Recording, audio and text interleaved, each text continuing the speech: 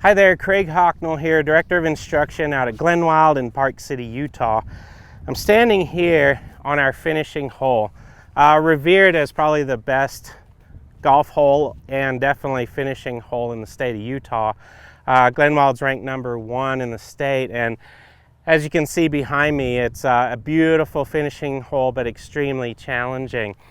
We've got a little stream that cuts across in front from this pond to the larger pond, and then that pond on the left of 18 runs its way the entire length of the fairway all the way down in front of the green. So obviously it's a very intimidating tee shot, and it's a very long hole. It's a long par 4 for everybody here. So you have to get off to a good start with your tee shot, and I'm going to show you exactly how to do that.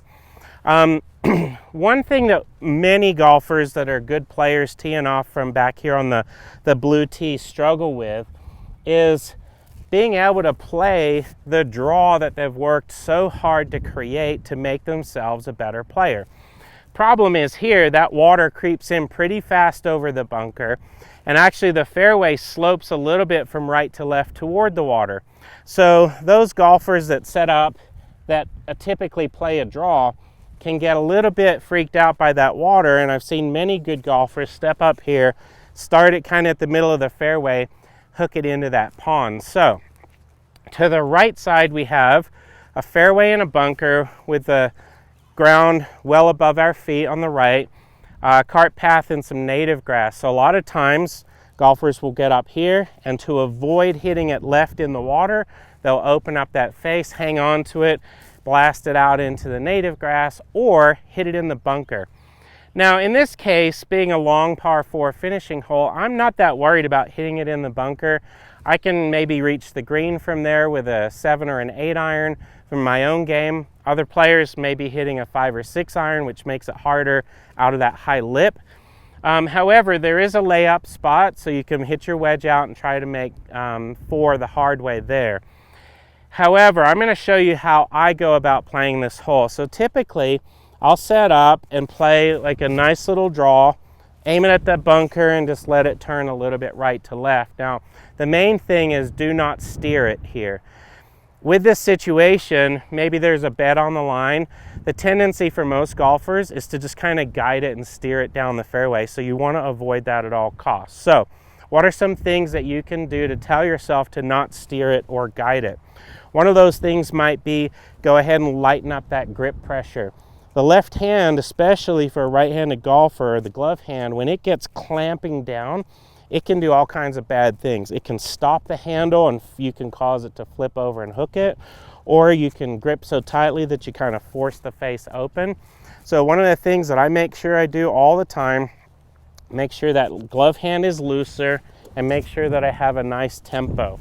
One of the things that I see golfers do a lot is they'll step up, put the club down, do a practice swing.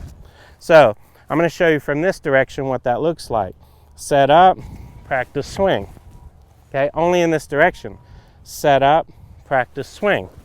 Only in this direction. However, watch this practice swing.